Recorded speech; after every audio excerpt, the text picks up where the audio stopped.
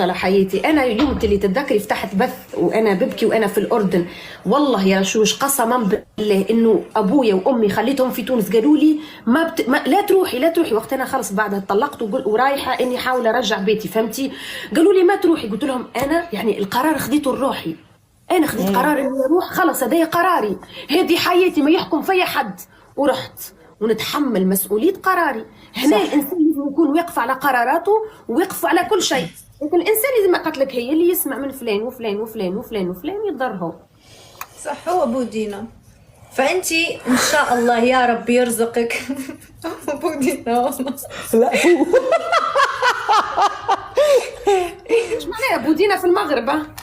اي بودينا، احنا نقول له هذا يعني اللي بيسمع ما عنده شخصيه، ايوه. يعني تيجي مثلا اخته تقول له، خالته تقول له، واحد من الشارع يقول له يصدق.